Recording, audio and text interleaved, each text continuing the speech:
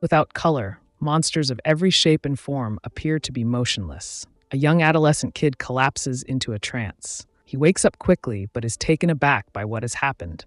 A golden glow that emanates from the room's center gets stronger by the second as he descends. The boy reaches out to seize the unidentified power. His fingers make contact with a weapon that has 6 spikes. As soon as he does, it bursts into life and a dazzling light appears. Blue columns arranged in 3 rows rest above the clouds, and a purple magic circle in the middle is holding a figure in place. With his eyes wide, a young man wearing a military uniform and clutching a gunblade is confused by what he is seeing. He wonders what legendary creature he has come upon as the chains start to shackle his black wings. The girl wakes up and wonders, is she an angel or a demon? But quickly begs him to take off her chains. Her cry for assistance astounds him because he knows it's not feasible for a human, because there have been conflicts between humans and other races for centuries. He yells to the sky as she sobs, saying that all he can recall is the human battle, but for some reason, no one can recall. The same boy exits his military-style armored jeep and scans the horizon with his binoculars. Kai is asked by his buddies if he's finished. He tells his 2 companions in the car to give it a break since he plans to spend the next few minutes admiring the cemetery. The boy's gaze is fixed on a massive structure made of gray metal. Kai briefly describes the world he is familiar with.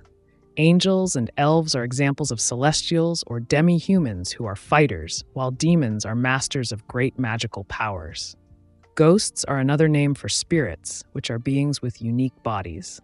And finally, mythical creatures like dragons. Against these 4 races of monsters, humanity has been engaged in perpetual warfare. The Urza Federation makes every effort to thwart any potential for another major conflict involving the 5 groups. His responsibility is to keep an eye on the cemeteries where the devils were imprisoned. Saki doesn't mind that Kai takes his work more seriously than his buddies do because it allows her to relax. Ashran, the child operating the vehicle, is unaware of the significance of this location. He then inquires with his friend Kai about any demon escapes from the pyramid during the previous century. Kai affirms that this has never occurred because it is the Humanity Aegis Agency's responsibility to ensure that it doesn't. Since there are 4 of these pillars, Ashran doesn't understand the point because it would only take the negligence of one of the other teams to bring about the end of the world. Ashran becomes uneasy when Kai disagrees, thinking that not only do other sites take their work seriously, but also them, since all it takes is one error. Saki tries to lighten the mood, but Kai is unable to do so because it seems like he is the one experiencing this issue. At the training center owned by their company in Vishal. As Ashran is flung across the room, Kai Soravento, a low-ranking soldier, is alerted to the danger by an artificial intelligence machine's voice. As Kai confronts a legendary beast machine doll that will be utilized to imitate battle in the unlikely event that a real one escapes. Although he manages to strike the dragon hard in the leg, he leaves himself vulnerable to a blow from its mouth. Saki yells at him to stop, shutting off the machine, thinking he's lost. She informs him that he is training too hard and that at this rate, he would damage himself. Kai views his training as unproblematic, since he believes that if a threat ever materialized, he would have to take chances in order to prevail. Saki believes that if Kai had been born during the Great War of 5, he most likely would have become a well-known hero. Though he doesn't dispute, Kai mentions a person known as Prophet Sid. Though touched by her remarks, Kai doesn't believe he would be unique.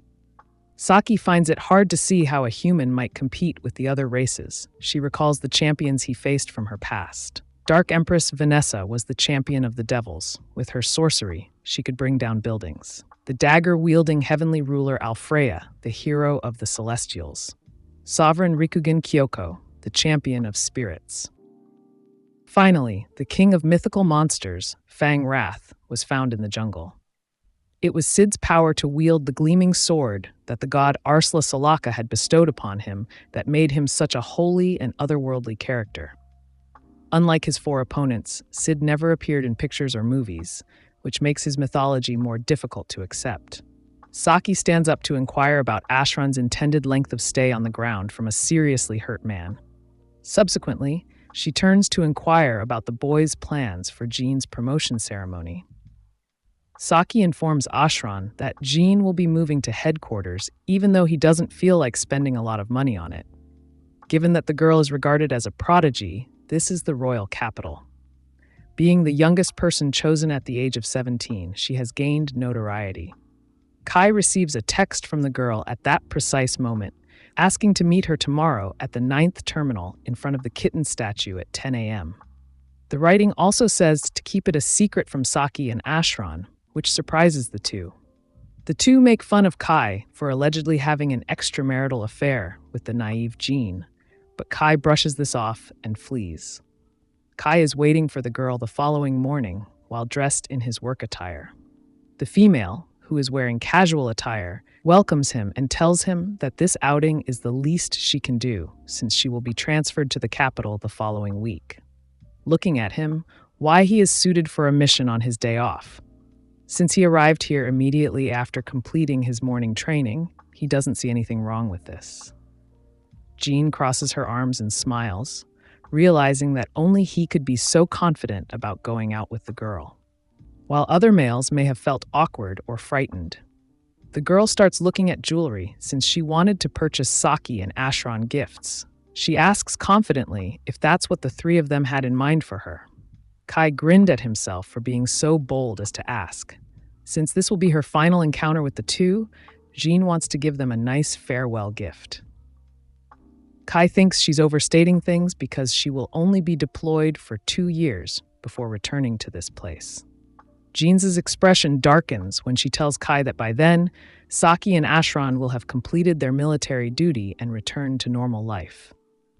Only the two of them remain. In an attempt to console the girl, Kai places his hand on her shoulder, remind her that her objective is to outperform her father, the chief. The day is spent by the two hanging out and shopping. Jean tells him about the demon graveyard at the crossing. Kai wandered inside 10 years ago while her father took him there to look around. She recalled how thrilled he used to get when he told people he had seen Sid's fabled sword as a child. Since no one else would likely believe him, and since he takes his work so seriously, he doesn't bring it up. Jean jogs forward as the crossing indicates that they may proceed. She asks Kai what his future intentions are, knowing from his background that he will remain in the military. A force begins to reshape the area around them, just as she is ready to ask him out. To catch Jean's attention, the kid yells at her, but it appears to her and the other people that he is going insane. Even while he knows that only he can see this distortion, Jean thinks that because he's referring to her so casually in public, she might be able to raise her expectations for their future together, to the delight of every woman observing the pair in the vicinity. A wormhole appears at that precise moment and grabs him. Everything he looks at is in ruins. The roads and buildings are all demolished. The sky appears to be permanently gloomy, and there are no people in the vicinity. A huge, mysterious, black beast emerges from behind a building as he tries to make sense of his surroundings. When Kai realizes it's a demon, it growls and starts talking. The creature shoots energy beams at him as magical circles appear when it flaps its wings. Happy that he took his equipment on his date with Jean, Kai hides behind it. Kai quickly runs over to get his gunblade and load it with bullets while it tries to charge its second wave of power. When the demon fires its second round of magic, Kai is able to block it with his modified elven bullets. The mystical beast is confused but adapts and creates a flame circle around Kai.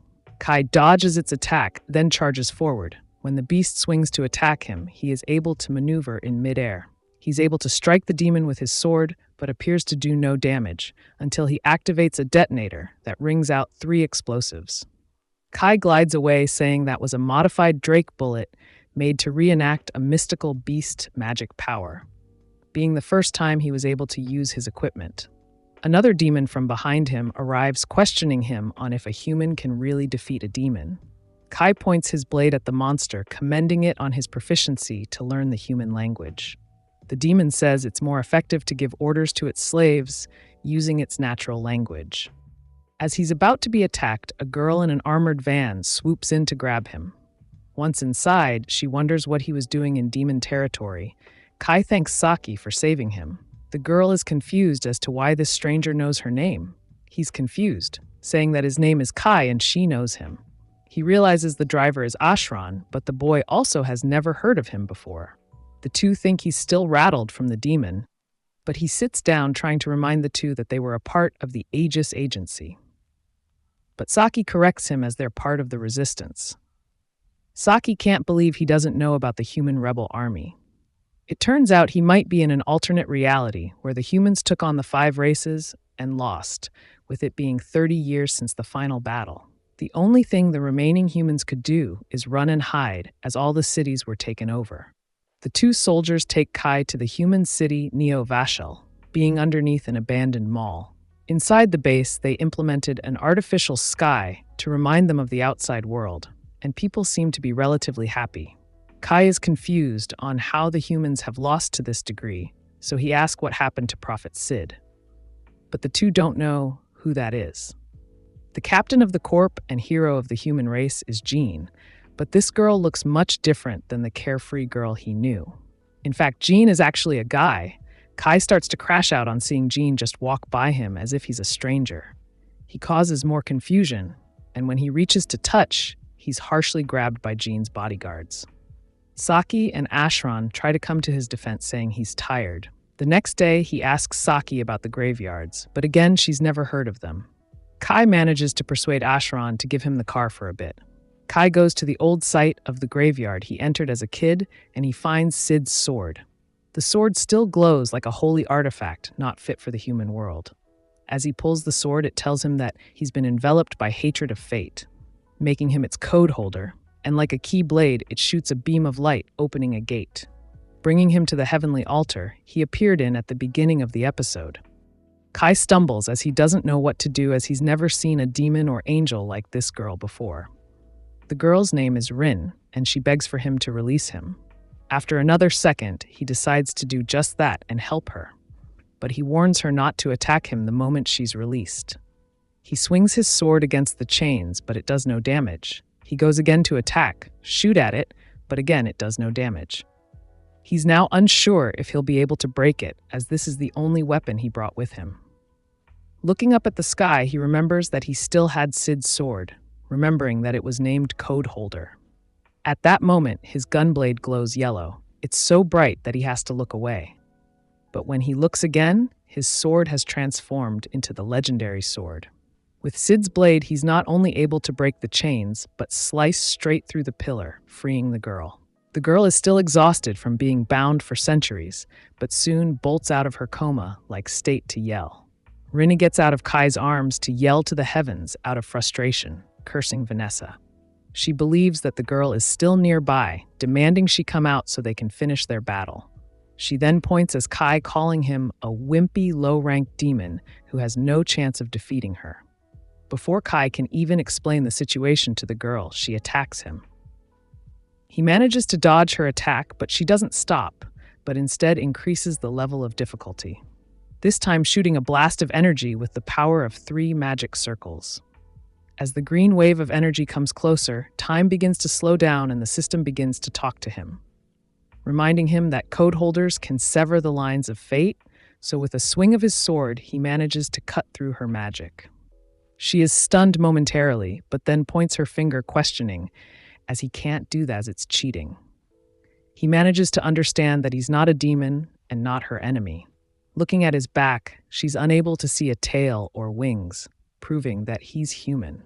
She apologizes to him as she has a grudge against demons. Hearing this, he questions her on what race she is if she's not a demon. The girl gets defensive from the question and lowers her head, indicating he's not going to get an answer as she's sensitive about the personal question. Rena gives the person credit for understanding. Following their respective introductions, Rena tells how she was fighting Vanessa until she eventually ended up behind bars. Kai is unsure if the girl is that strong or just naive enough to choose a fight with a hero. However, she reassures him that she is strong, which causes her to wonder how Kai was able to defend himself from her onslaught. He's about to respond when he notices an insect-like claw reach out to seize Rena. A humanoid entity emerges from a portal. The creature attacks them while babbling about fate. As the artificial beings approach, Kai and Rena sprint side by side to avoid them. However, it is able to release a wormhole and seize Rena. The girl starts to get crunched in the creature's hold and begins to count down until the girl will be erased. Rena screams as her life is about to end. Kai is frightened in place. He yells at himself to do something and manages to move. Jumping in the air, he cleanly slices through the robot's arm. He soon grabs the girl, and the two go through the portal he created from his sword. While Kai is trying to process everything that happened, Rena tackles him. The girl cries, saying how scared she was just now, and the two grab onto each other tight as a form of comfort. Rena reveals that she was ostracized by the Celestials, spirits, and even mystical beasts. As this is the first time she's received comfort, the demons in particular found her unsightly, resorting to name-calling. Kai feels the same way because no one remembers him, so like the girl, he's all alone in this world. Kai opens up about his problems to this complete stranger. The girl finds his story interesting as she does remember the demons on the verge of losing to the humans. Kai gets excited as this means they're the same. This makes Rin happy as this is the first time someone said this to her. On the way out, the girl collapses, unable to walk as her legs have been asleep for 100 years. Kai helps her back to the car, telling her she can live in the human city if she has nowhere to go. Rinny doesn't trust humans, but Kai manages to convince her, as she can always leave if she feels unsafe. Inside the human city, Rinny is able to hide her wings, making it convenient to walk around. But given her untrusting and childlike demeanor, she still doesn't go unnoticed, and even tried to destroy the city when someone talked to her. As the girl is in the shower, he thinks of Sid's sword, but he's brought out of his thoughts as a naked Rena yells for him to turn off the shower. After she clothes herself, she complains like a child about how unfair humans are, as they get to have warm showers and space beds. The two then talk about their situation, and Kai concludes that they're in an alternate world where the human hero Sid never appears. So the humans lose the war, causing this inverse world. Rena concludes that all they need to do is find a way back home. Kai agrees, and the two go to sleep. Rena wakes Kai up as she is able to sense powerful magic nearby. Outside, the city is being evacuated with people running to the shelters. While the city is on fire, Kai internally thinks that humanity needs a hero. He turns back to Rena apologizing, as the only person who can be this world's Sid is probably him, and he runs out to help. On top of a building, the Resistance Army shoots bullets at the winged demon, but it's ineffective. Saki runs to get reinforcements, but turns to see a demon about to end her life. Luckily at that time, Kai charges in with his gunblade. He then tells her that the stone demons love to stay in the air, so you need to douse them with water to make their wings heavier. From there, it's easy to defeat them. As Ashran is about to be turned to stone, Kai shoots one of his elven bullets to free him. But soon, Kai is cornered by two demons. Using his martial arts skills, he abandons his sword to push the demon away. On the rooftop, Rinny is able to assist him with lightning magic. Rinny runs up to Kai as she's decided to get involved if he plans on fighting the demons, with the two in agreement on their new partnership in the future. Just then, Saki and Ashran run up to Kai asking him about his magic-canceling bullet and the martial arts used to knock the demons away. Kai tries to tell them that he's from a world where the humans won in the War of Five Races, but they still don't believe him. As they have more questions, headquarters contact Ashran, saying that two scout demons managed to get their coordinates, meaning there will be more demons to attack their settlement. Saki welcomes him to come along to the meeting, as she's sure Jean will be happy to hear. Here there's a human who can fight a demon with his bare hands. On the way there, he learns that the rebel army headquarters is in the old capital of Urza Federation. It turns out that Jean's father retired 2 years ago due to an injury, so Jane is his successor. Inside the meeting rooms, Jane commands him to give his report. He gives Jane his story of being from another world where they won. One of the generals slams the table, having enough of this fairy tale. Jean remains calm as he remembers this story from the other day and wishes to humor him. Asking what kind of relationship the two had, Kai says they were colleagues and childhood friends. He brings up two names that John recognizes, as this is something only the people closest to her would know. She ends the meeting for today, allowing for them to leave. That night, her assistant calls for them to meet John. Inside, Jan is wearing a dress while still talking like a tomboy, but confirms that he's correct, as Og and Jur were the nicknames she gave her father and grandfather as a child. John, as a leader, can believe everything he says, but is willing to use his information as it's proven effective to repel the demons. From here, she plans on meeting with the other leaders of the human cities so they can launch an attack. As for now, they need a way to repel the demons invading Neo Vasel. Rena quietly tells her the flaws of her plan, as this would only cause more demons to come back, as one powerful magic attack could level this entire city. Jean yells out of desperation at the girl as she knows this but doesn't see no other way. Kai cuts in as this is pointless, as there's only one demon they need to aim their weapons at, that being the hero of demons, the Dark Empress, Vanessa.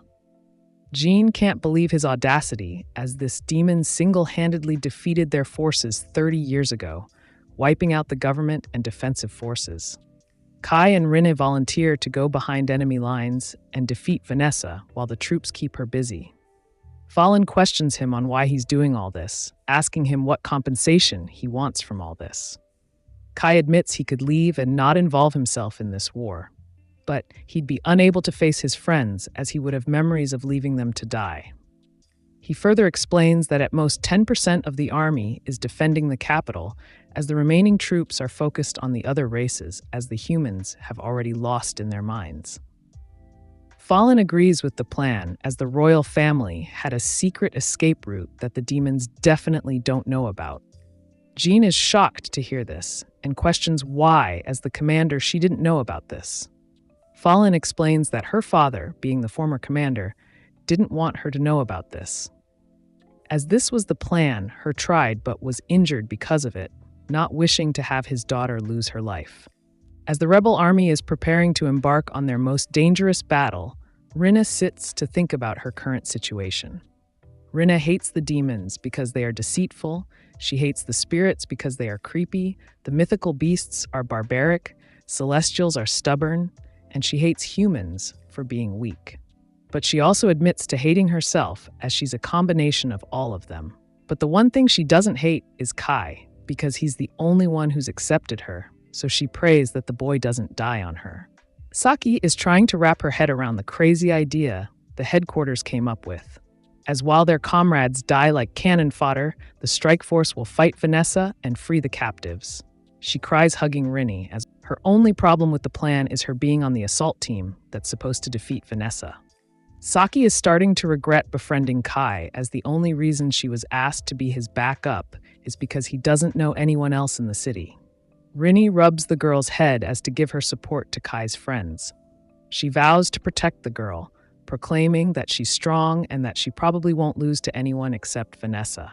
Saki had to ask what if she has to fight Vanessa. Rena is silent and looks away from the girl.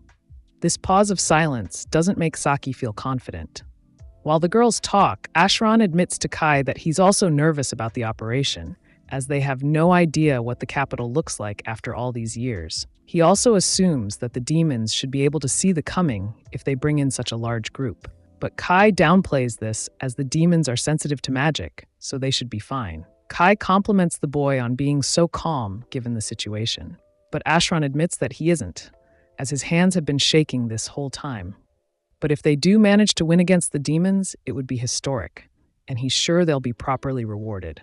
When they arrive, Jean, in her disguise as a man, gives a speech to her comrades. She reminds them about how long they've been fighting the demons, about the people they've lost. She unsheathes her sword and yells that it's time they call out of this basement. They charge out and can already hear the signs of battle. The rest of them halt as a demon uses ice magic to block their path. Kai has seen this before and jumps over it, then he charges and impales the demon in the stomach. The attack detonates an explosive, killing his opponent. But they're reminded that it's a battlefield as more demons appear from inside the walls. Kai looks at Rin and tells her they need to finish this in one shot. She nods her head in acknowledgement. The two use a synchronized attack, Rena charges his bullet with lightning, which manages to hit all the demons in the arena. Kai looks at Jean, telling her that he's going to go ahead and take care of Vanessa. She allows this, and Fallen tells them that the building has 10 flights of stairs, so it's going to take them an hour. Jean has Group 1, armed with large machine guns to defend the entrance and to not let any demons get into the government building. Group 2 is in charge of freeing the prisoners, while her group, being Group 3, fights Vanessa. Jean looks to Kai, asking if he plans of backing out of challenging Vanessa one-on-one. Kai smiles as he has no plan on leaving them. Rin points to the ceiling, spotting a demon shaman, which is used to summon a large demon. From a magic circle on the wall, a demon devilly smiles at its next victim, grabbing a man and being prepared to eat him. But it's stopped by Fallen, who jumps high in the air and then slices his fingers off, allowing for his comrades to catch him. Fallen is determined to fight this demon alone, so Jean can make her way to Vanessa. Group so far managed to hold off the demons, while Group 2 is able to free the captives. Our protagonist makes his way to the throne room, but is blown away as John looks to be dead. But the armor that she wears is lighting repellent. Rena recognizes it as an elven garment. Jean winks at her as this magic item is known as the Sacred Light Garment. She commands his group to go further, as the Knights of the Sacred Light will be this demon's opponent. The group puts on an arm bracelet, much to Saki's confusion. Rena explains its barrier magic. Kai calls her name, and the girl remembers she has to lie about the explanation so as to not reveal her identity. They make their way further down the hallway and are met face to face with a demonic rhinoceros. Saki clutches her gun, ready to fire, but she's calmed down by Renan. The animal walks by them, and it's explained that the barrier magic makes them invisible. The group manages to find the main electrical room, allowing them to control the lights, with Rin and Kai splitting up from Saki and Ashran. Outside, the two hear that the alarms have gone off, making them wonder if they've been discovered. In the next room, a winged demon admits that these machines do come in handy sometimes. The demon looks at Rena's wings and calls her an unsightly creature, which makes the girl remember her past. But Kai steps in front of her to assure her she's not alone. Then, Kai asks if he's the one to come up with the emergency alarm in the control room, but he denies this, as it was their Empress Vanessa's wisdom who thought of it. Vanessa found all this to be entertaining, as she wants to know why the group came up with this plan that would lead to their defeat. When Rin grabs Kai's hand before he can dodge, she's able to easily maneuver away from their fireballs. She tosses Kai away and freezes his path so he's out of her way. She tells him not to worry, as she'll catch back up with them. The group of demons comment about how the girl smells like an angel, but continue as they can smell a multitude of different racing, with them having to know who her parents are, as they don't know what she is. Rena admits to not knowing, but says it doesn't matter, as all she wants to do is be with Kai. In Vanessa's palace sits the woman dressed in a black, seductive outfit. She welcomes the human to her throne room. She asks him if he's not going to throw away his gun, which catches him off guard. She continues as the strongest demon is a succubus, as she doesn't mind making him her toy to pass the time. But Kai adamantly refuses this, as he can't forget the slaughter she's caused. The woman laughs as she uncrosses her legs. She was not expecting a mere human to reject her, as she planned on charming him into enslavement. She then asks if he's the one with the elven armor, but he denies this as he's an outsider, claiming to be from a world where she loses in the end. She humors him and asks how the war went in his world, wanting to know what race defeated him. She is stunned by his answer, then can't help but laugh, as no mere human could match her. This is all too hilarious to her, but has to ask who was the human that defeated her. Her eyes widen to unproportionate levels as she remembers the name, Prophet Sid. The woman starts to have cold sweats as she's able to remember Sid, his sword, and the graveyard, realizing she's been reincarnated. As he's trying to get more information out of her, she's now tired of this conversation and launches a wave of dark magic at him. Kai shoots his bullet that neutralizes her magic, as he yells not to take humans so lightly. Landing next would be a killing blow on her, but it turns out to be an illusion, as she's now behind him. She compliments his weapon, recognizing it's similar to Drake's breath. She asks her if she's ready to validate his story, but she refuses. She launches a wave of flames at him, The power is so great it destroys the wall behind him, with a great torrent of flames reaching the skies. Vanessa rubs her head as she kept her flames focused so as to not destroy her base. She then looks at Kai, asking what he'll do next, as her next attack is strong enough to destroy any race. A magic circle of flames covers the ground as she is about to make good on her promise. The attack is able to destroy the remainder of the room. In the sky, she begins to say that no one other than a hero could survive that attack. So she questions how Kai was able to stay standing, with him now holding the legendary blade of Sid. He recognizes that the sword saved him again. At that moment, Vanessa is blasted by lightning as Rena makes her way over to Kai. Kai is worried for her, as she looks like she could collapse at any time. Rena reaffirms her conviction to stand by him, as she was extremely worried after hearing the last attack. As they're about to fight, Vanessa, a wormhole appears, with the same insect-like robot girl making an appearance. It manages to bind the girl, leaving her unable to move. The machine says that it sensed a disturbance from the hero of the demons from influence from the taboo code named Sid. The machine attacks her, ready to end her life with Last Riser. Vanessa feels that she's starting to understand, recognizing the word Last Riser. But soon she starts to scream in agonizing pain as the machine says she's going to be erased from this world. But Vanessa manages to break free as marks begin to form around her body. The succubus calls the robot trash, as a mere dog of Alfaa is no match against her. With her next move of immense power, she is able to completely incinerate the robot and the surrounding area. Kai marvels in her display of power and wonders how Rin was able to battle against her. But turning to her, the girl is shaking as she's scared, having never faced this Vanessa from her old world. Vanessa is unable to remove this power-up she acquired, but doesn't care about it much, as she now looks at them as if she's ready to take out the trash. 4 Demon Queen Lord Vanessa hovers to greet her past opponents, now with a new level of confidence as her power-up is well-defined. The two sides stare at each other in mutual silence, aware of their current situation. In the next moment, Rena lunges towards Queen Vanessa. She tackles the girl. In a desperate attempt, she tells the man she loves, Kai, to leave. Activating a barrier of light behind her, she tells the boy to run away as she holds Vanessa back. Vanessa looks up, as if she's unconcerned by the girl's reaction, and begins to speak. Vanessa notices that this is the barrier made, being a spell only accessed by the spirit race. Looking down at the girl, she asks Rena if she thinks a barrier as frail as this could trap a being such as herself. As if she was scolding a foolish child, she breaks the barrier with her voice alone. The shock from the explosion sends the girl flying. The girl looks like she's seconds away from collapsing. Kai runs at Vanessa in dispersion to save Rin. Vanessa is tired of the meddling human, as she calls him an eyesore.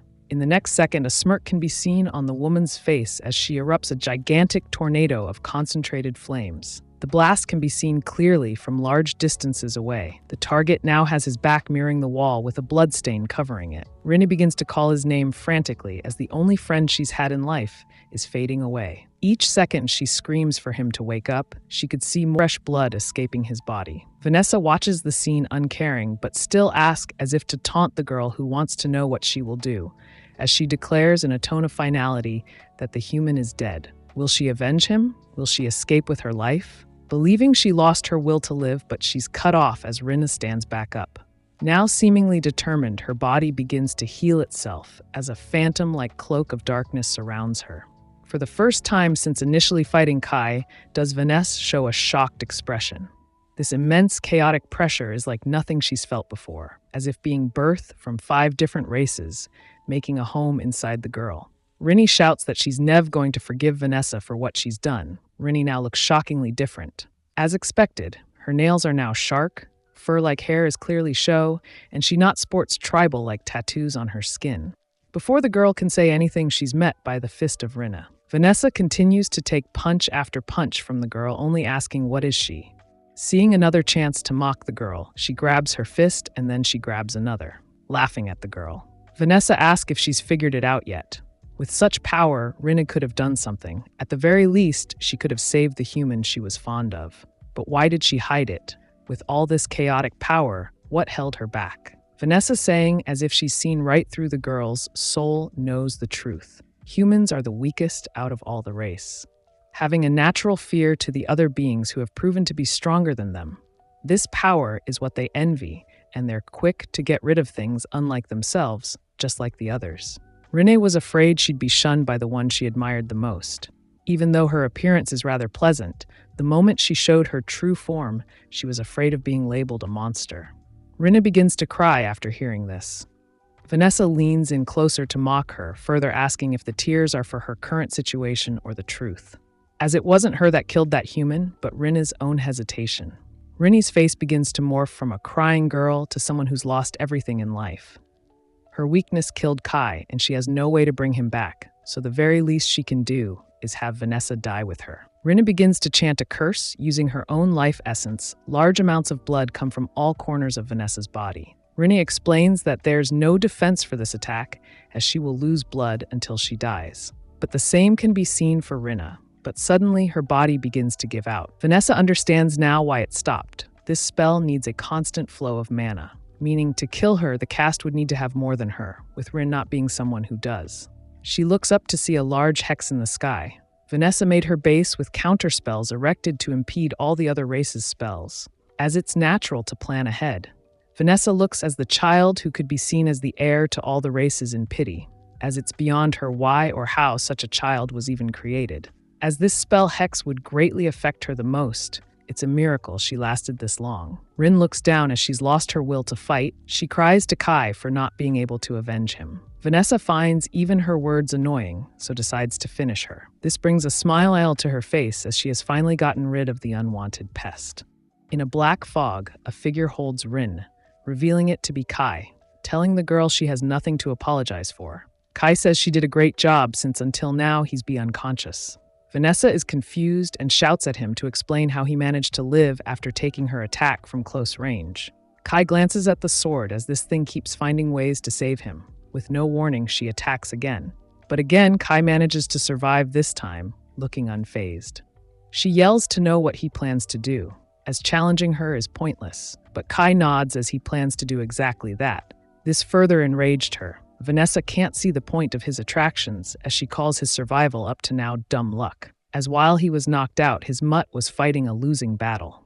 She viciously grins, proclaiming that humans are all the same, time after time saying how they'd show her the strength of the human race. But it's nothing but lies. She can acknowledge the powers of the other humans as she's seen them, but the humans have no hero, no hope. Pointing at him, she questions if he's calling himself a hero. Someone on an equal level like them. Kai doesn't view himself as a hero, nor does humanity need a sole figure. Each person here risked their lives to get to this point. He represents the spirit of humanity as their representative here to defeat her. Having her answer, she summons a giant flame meteoro at him. Calling on the power of the code holder, Kai slices through her attack, turning it into dust. Almost as if she was enjoying the battle, she next surrounds the building with balls of fire ready to attack. Kai calls out a signal to his companion, and the building's light goes out. Vanessa now understands his plan. Humans don't have magic, so she wouldn't be able to track him by his magical signature. But that can't be the same for his sword, and she quickly targets it. But when the smoke is clear, it's not Kai like she expected, but Rena. Behind her, the young man gives her a back shot, pushing her into the hair. Rena throws his sword accurately into his hand. In the next moment, he calls checkmate, and the woman recognizes this as her loss. But something is wrong as her body begins to crack instead of the usual blood. She begins to hold her head in pain as she recalls Sid, the prophet. In an instant, she begins to recall many things the man told her about reincarnation. She says Sid saw the world reincarnating itself after a certain period as someone else altered this world. As one of the other heroes is responsible for altering the world as they know it, originally this is why his sword was placed in her temple, as she was entrusted to keep it safe. Kai doesn't understand, as in the records the two of them were enemies, so why did he entrust her with such a task? Vanessa admits that they did fight in the past, but there's still a lot he doesn't know, calling it zero code. Being magic, she compliments him for his combat skill without the sword, saying this is human spirit. In the next moment, she drops her serious expression, now whining like an immature girl.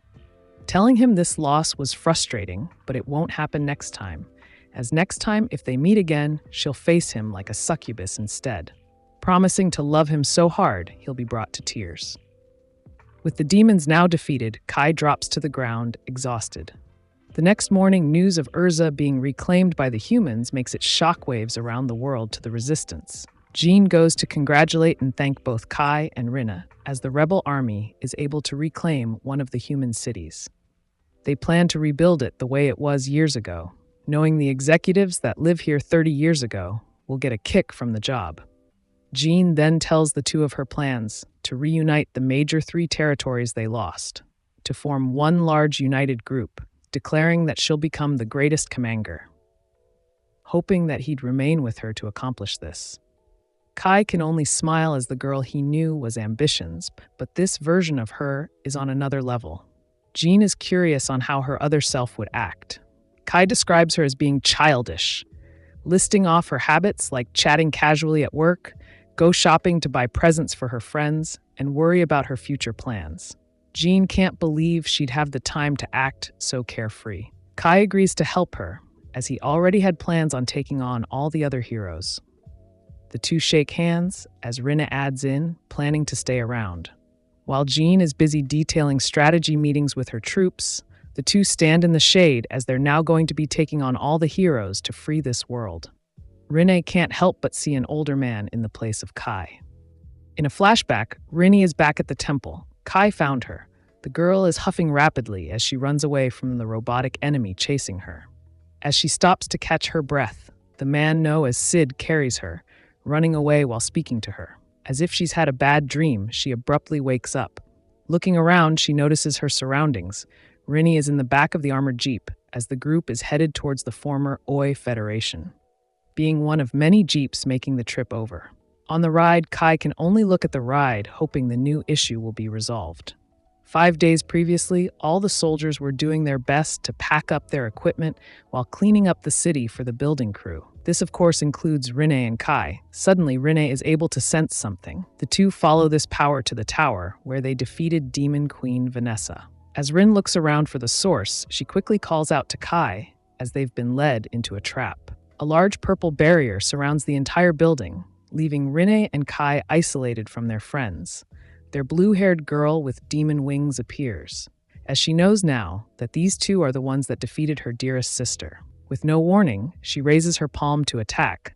The deadly projectile she fires is deflected by Kai's code holder. She smiles, and in an instant, the girl is ready to attack Kai from behind with a palm strike. But the girl's wrist is swiftly grabbed by Rin, who won't allow her to touch him, who then flings the girl away. The mysterious girl quickly recovers and lands safely on the ground, with her 2 servants joining her. Kai and Rena are ready for a fight as Kai asks her what her intentions are. The mysterious girl is Hinamaril, a succubus. Hinamaril goes on to say that she heard that her sister lost to some humans and came to investigate, but she concludes that their win was nothing more than a miracle. As if they were in the royal capital, Kai would have to face the 3 of them. Kai can sense that this girl is equal to Vanessa in power, if not close. Kai couldn't take this anymore, and hurriedly asks if she's come her to get revenge for Vanessa, but the quickly laughs off his concerns. The young girl admits that she loves her sister, but things are better now. After all, she's now the new number 1, so she should be grateful, as she's now the Demon Queen. Grinning, the girl wishes to make a deal with the human. The girl says, as if she's already won, explains the current situation in the world. As if the demons used their full force, they could easily take back the royal capital, since the demon army is 10 times bigger than the force they fought. So as a truce, they'll let them occupy this land, as the other territories are under the demon's control. Kai picks up why she's making the deal, as fighting with the humans any further will open them for attacks from the other races. Kai isn't the captain of the rebel army, so he warns her that he'll have to relay this information to the correct people. Hinamaril doesn't mind the response, as the offer will be taken given the circumstances. Hinamaril encourages his fight against the other race's heroes, as this only benefits her. Kai knows she wants him to eliminate her enemies, and the girl shamelessly agrees, liking him more. She offers him a reward of a kiss, but Kai refuses with no hesitation. The girl calls him no fun, as she planned to take him back to her bed, flying away saying she'll just take him by force anyways, but leaves him a warning to be wary of Lord of Heaven Alfaa. Kai and only sigh and hope the girl will keep her word, as the royal capital is now left in the hands of the old generals. As he now has to focus on the battle with the Celestials, Saki can't help but say that the Celestials' race isn't a single race but an allied force, consisting of elves, dwarves, fairies, and angels. Kai agrees. He boldly declares their group more cowardly and as cunning as humans. As Jean is giving a report on when the group can take their next break, Rena feels a similar presence. She yells frantically for her friends to let her out of the car. They of course couldn't do that, but trust, she's doing this for a good reason, and open the roof hatch. Looking up at the sky, Rena is able to see a figure flying above them. She yells to the group that they're being targeted by a celestial beast. This instantly gets their full attention as their news is spread to the other vehicles in the area. Men and women soon point their guns at the new threat. The celestial beast closes in on them, ready to attack. It's stopped by the combined firepower, but isn't affected too much. Rena and Kai notice this and intervene, combining their attack to form Bolt Bullet. The shockwave is able to heavily damage the beast as it now feels the need to run away. Jean commands them to go rescue the people who were injured. The group decides to rest for the night. In a tent, Kai feels guilty that he and Rin are sharing a tent rather than being separated by male and female soldiers. Kai would rather Rinny sleep with the other girls to get integrated more in their society, but he knows she's anxious. Jean and Fallen walk inside the tent. Jean notices that Kai is staring at her. Jean explains that this is a tent for commanding officers, so she will be sharing this tent with them. Serving as bodyguards, Fallen requests to talk with Kai outside. Fallen says that she'll stand guard all night outside, while Kai will be inside. She reminds him that Jean will have to take off her armor when sleeping, meaning she's going to wear a light layer of clothes. Fallen doesn't want Kai to try anything funny with the girl, but Kai yells that he won't. Inside the tent, Rin is giving Jian a back massage. Kai gets serious as he's concerned for the royal capital, as the other races must have heard the deal the demons made with them. So thinking the humans are still weak, the mystical beast could attack while they're not there. Jean tells him there's no point worrying about it, as they can react if the capital is attacked. Turning to him, she also gets serious, admitting that she tosses and turns in her sleep. Apologizing in advance if she kicks him, that night both girls cling to Kai, making him unable to calm down and sleep. The next day, Kai shows just how much sleep he got. Jean says on the radio that their destination is the 8th city. The group arrives at sunset. Rena meets up with the group again, and she appears with tons of blueberries. Apparently, these berries are from the Elven Forest, but because of the war, the forest and the city was burned. When the team makes it to the city, the inhabitants begin to cheer, as these are the heroes that defeated the demons. The soldiers salute them, shocking Jean's troops, as they didn't expect such a warm welcome. The leader of the rebel army, Zephin Backenheim, shakes hands with John, as she's the leader of Urza's army. Zephin applauds the disguised Jean's victory, as it's inspired hope in all their troops. He then greets Fallen, as it's been a while since he's seen her. Jean tells the man that she would like to speak with his commander, Dante. Dante Gelf Alighieri is an old descendant of the royal family of Io. The man is known for his suspicious and obsessive personality. Given how he's known also to be envious of other people, he sees Jean as a threat. Zephin agrees with her assessment of the man, but informs them that he, along with the troops that welcomed them outside, they all appreciate their efforts and victory. At the door to the man's office, Kubire greets them as she's his assistant. In the eyes of the woman, the man is already the emperor of the country, given his lineage. Inside, the man starts to act rudely, as he expected them to appear in front of him early. Treating them already as his subordinates, he interrogates them on their lateness.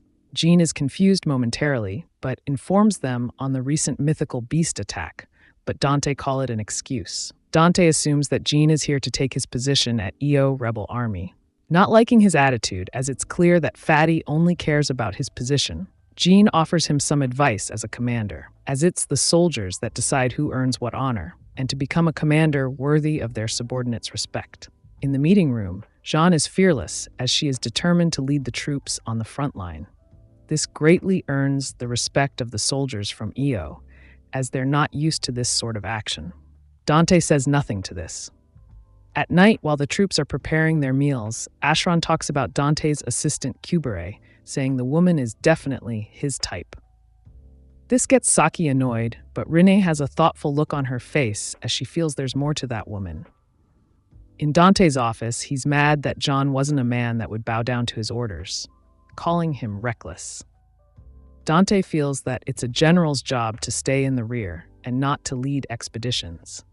Kubire agrees with the man, saying that their soldiers are just momentarily being influenced because of his reckless behavior. Dante commends the woman as she's his only true loyal subordinate. The woman bows, but a mischievous grin can be seen on her face. That day, Jean led the expedition to the Elven Forest, where she was able to see their patrol routes. In the meeting, she tells the recent rebel army of Io that they've found where the Celestials' base is, and they'll make a strategy to attack soon. This excites the men, as they're ready to take action. Outside the meeting room, Rena comes running to them as she has been searching for Kubire, but they inform her that Kubire wasn't in the meeting room. In his office, Dante is angered that her men are getting carried away by Jean. Kubire slides him a piece of paper saying that all they need to do is carry out a plan greater than Jean. The two smile at each other and call in Zephin, who is shocked that Dante wants to personally lead the soldiers into the Elven Forest. Dante says that he has a leak of information that can lead them directly into their base so they can take angels and elves hostage. Zephin says this is great, but is worried how this would conflict with their joint raid with Urza's army. Dante tells him coldly not to inform them of this. Somewhere else inside the base, Rena informs Kai that Kubire isn't a human. Sometime later on the battlefield, the soldiers' weapons are the only thing left. With a fortress hovering above, the Great Elder and Rena question if the chief of the Celestials is going to betray them. The chief and hero of the Celestials is Alfaa, who calls all of them inferior races as they aren't angels. Behind him, Rasterizer Mark C is ready to attack. On an elegant temple built for a true final boss, the Great Elder of the Elves and the hero of the Celestials face off in a duel of magic. Sparks fly as both sides battle for dominance. In the end, a victor is decided. Lucky for Rena, she was pushed to the side away from the conflict, as her friend the Great Elder was defeated and sealed in an ice-like crystal. The girl falls helplessly to the forest, losing consciousness. She wakes up frantically as she looks at her surroundings. The girl is back in the presence of her people, as she's the Shrine Maiden. The girl calls for her people to go inform the fairies and dwarfs for an urgent meeting. This widespread meeting makes them confused by the urgent tone in her voice, but they quickly ask what they should do with the humans they captured earlier. The young woman doesn't think it's the time to deal with an inferior race, but she thinks about it again and deems they could be useful. In the Elven Forest, Jean talks to her most trusted guards as they've lost contact with Dante yesterday morning, as they don't know his whereabouts. Jean doesn't understand his logic as he made an arbitrary decision. Kai doesn't think it was that foolish man's decision, as he believes Rena was right as he was just a puppet for someone else. The mastermind behind all this must be Kubire, as she was an elven spy. The woman was so bold as all she did was hide her eyes and not put a spell to disguise her appearance. From this, they can suspect that they have more hidden spies in the Io rebel army. Fallen calls in Ashran and Saki. Jean entrusts these two to guard their rear, as they were a part of the team to defeat Vanessa. Further, they see the weapons left behind from the Io rebel army. The group notices a clear magic hex, as Dante's group must have felt for their trap. Looking about, Kai calls out the real trap hidden on the leaves. Elves is known for their ingenious magic traps, as these are hard to notice. Rin leans in close to Kai as she's able to smell an elf nearby. Rin follows the smell to a broken fortress that turns out to be a magic gate. The six are transported to the elves' hidden base. During this time, Saki and Ashran flirt over how close they were. Fallen tells them to shut up and focus as they're in enemy territory. As they continue to walk forward, a fairy girl who was chasing a butterfly runs past them. She runs into Ashran. This effectively burst her bubble as she recognizes that there's people in front of him. He's frightened as he's unable to sense any magic from them. They inform the fairy that they're humans. This prompts him to run away in fear as he was told humans eat them. At a shrine, the guards are on alert, seeing one of their own speak of humans. The said humans walk out the bushes. This makes the shrine guards prepare to fire arrows at them. But they're stopped by Kubaire, who doesn't hide her affiliation with the elves. She never would have suspected that they would be able to access the gate. Jean greets the assistant commander as she knows Kubaire was a celestial spy. The woman greets the great hero of the sacred light. She wonders what happened to Dante, but Kubaire assures her that the man and his men are resting in their prison as they just inhaled pollen from a colony of paralysis plants. Jean demands that they be handed over to her. Kubaire agrees under one condition, this being to fight against the angels. Feeling this should be easy for the ones that defeated the demon's hero. Kai wants to know what this is about, as it was assumed they were a close-knit community.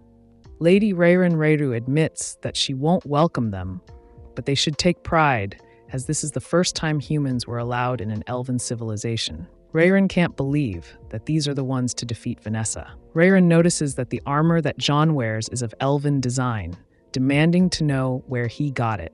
Jean says that they found it at the borders of Urza, as they ambushed some celestials and acquired it 10 years ago. Reren will let it slide this one time, as it wasn't directly stolen by the elves, but do request they sign a contract. On the contract, the elves will release the prisoners, while in return, they rescue their great elder from Lord Alfaa. She doesn't know what changed in the kind man, as he now demands that elves, dwarves, and fairies be subservient to angels.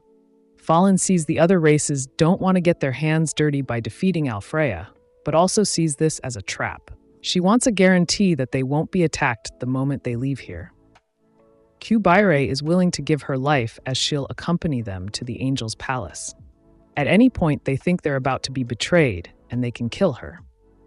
But Fallon cuts her off, as obviously her life isn't worth the 6 of them, plus the lives of the hostages. She proposes they given them someone more valuable, or just give them lives to equal the amount of hostages. Reren gets up to accompany them, as she's the shrine maiden, so acts as the leader. Reren is the next in command for the elves, since the great elder was captured, so they'd be the first made to serve the angels anyways. She tells the fairies to settle down, as it shows that the humans were surrounded by them the entire time. At night, Reren goes to speak with Kai, as from Jean, he and the girl were the ones that defeated Vanessa. She wants to know if the power he used to defeat Vanessa will work on the Lord of Heaven Alfaa, as he's going to be the one to face him. Most likely, if they fail, they'll simply die together. She doesn't demand to know his secret, but wants him to keep in mind that if he runs away in fear, he won't be able to escape the forest. Kai understands this and has a question to ask her. He wants to know if she's heard of a human named Sid, but of course she's never heard of this man before. If the elf shrine maiden doesn't know, then his only hope is Alfaa. Reren takes them to a tree that has a double-layer protection spell on it. Accessing it, the gate will take them directly to the angel's palace. Kai assumes they did this to hide from humans, but Reren isn't concerned by weak humans, as this was made for demons, spirits, and mystical beasts.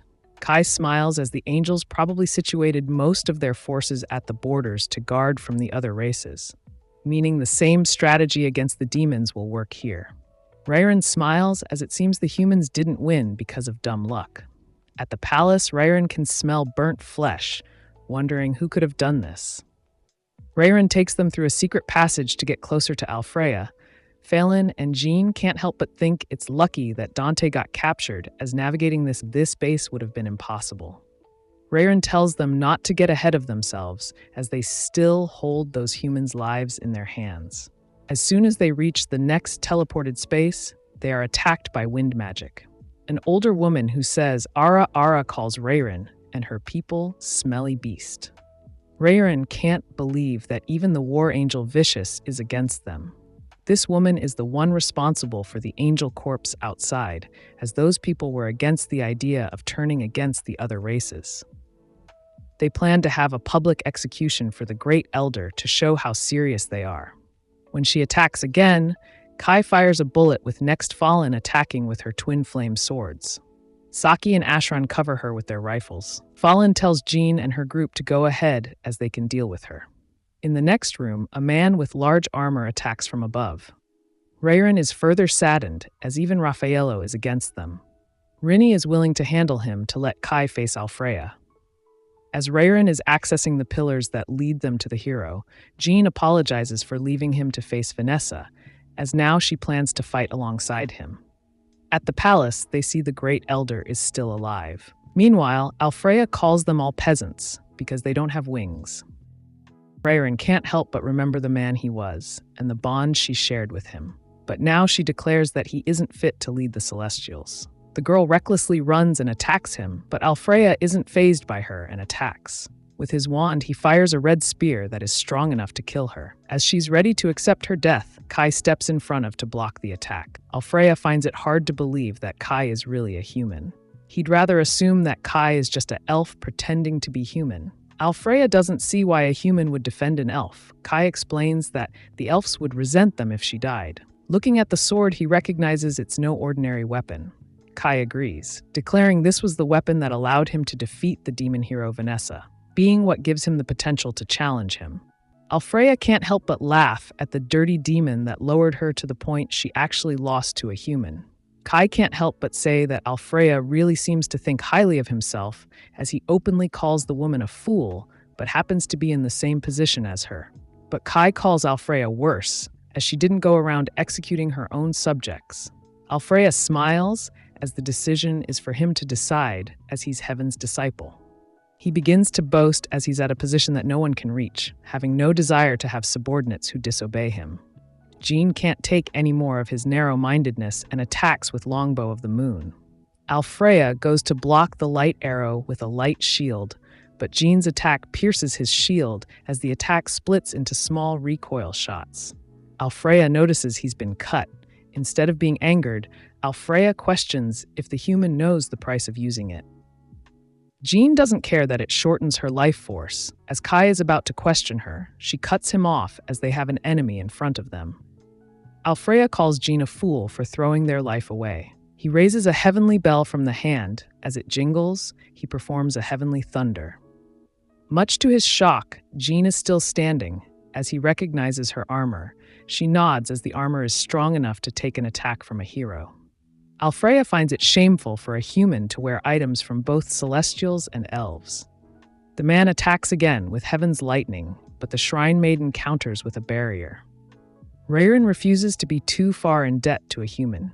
Kai dismisses this as he thinks it would be better if they free the Great Elder to help in the fight. The two run to save the Elder, but Alfaa throws a spear of divine punishment to stop them. As Rayron places a barrier to shield herself, it's still pierced by the spear. Luckily, Kai manages to slice it in half. While Kai keeps the angel busy, Rayron runs ahead to break the Elder's prison, but the dagger she uses is unable to free her. Rayron doesn't understand the dagger as an elven treasure. Looking back at Alfaa, she doesn't understand how he's able to use so many different magic items at once. As each item demands a lot of magic, not even a hero could be unfazed, believing that his new power is what changed his personality so much. Alfaa revels that he has a new subordinate to replace her, known as Last Riser. Meanwhile, the two groups downstairs continue their battle. With the angel's axe, she causes a burst of wind to attack. Fallen tells them to separate. With her next step, she rushes forward. The Valkyrie-like woman is able to tell that her weapons come from a mystical beast known as Drake's Fangs. Fallen agrees that she's correct in her assessment. Fallen can't help but call their lord arrogant for trying to force those same Celestials into slavery. She calls the humans naive for not understanding yet. The two sides run back into battle. After clashing blades, Fallen instructs the others to attack her wings. Vicious uses her axe to dodge the gunfire, but Ashran then throws a grenade at her. This works as cover, allowing for Fallen to get behind her, as she intends to cut her wings off. Angels store all their magic in their wings. Without magic, they're as weak as a human without them. Vicious questions how they know this information. Fallen reveals they have a man that claims to be from another world on their side. With her now captured, Fallen wants some answers. She recognizes that Vicious didn't fight them from the sky, meaning the woman didn't take them serious. A similar scene plays out with Raffaello and Rena, as the man allows for Rena to land a devastating punch on him, breaking his helmet. He drops his weapon and crosses his legs as he surrenders, as he believes that with her power, they may be able to free the Great Elder and defeat Alfaa. Rena doesn't understand if the man just lost his purpose. With an enraged face, Raffaello says that Alfrea changed, and ever since that day, him and Vicious have been waiting for this moment. Back with the main group, the last riser creates an earthquake that blows them back. Kai and Raren are fine because of the code holder, but John is blown off the platform. Luckily, Rin manages to arrive in time to save her. Firing another light arrow, she's able to see has no effect on Last Riser. Kai and Rena make eye contact as they both have the same idea about Last Riser, so Kai decides to ask Alfrea if he's the one behind world reincarnation. Alfrea has no idea what they're talking about. Seeing no other way, he decides to ask about Prophet Sid. This manages to get a similar reaction as Vanessa, as his head is in pain from memories. Alfrea manages to say that he received it from that human. These words make Last Riser turn on him, as it begins to strangle him. Last Riser activates the Zero Code, planning on eliminating the hero of the Celestials. Underneath Alfrea, a dark wormhole appears. No one goes to free him, so the computer begins to erase him. Afterwards, nothing is left of him other than the sacred items he used. The group doesn't know what this means, but as they assume they've won, a dark light of terrified energy appears. Inside is Alfrea, but he looks different, as if he's been turned into a robot similar to Last Riser. Kai remembers he called himself Avatar Overwrite, making him remember his last moments before appearing here.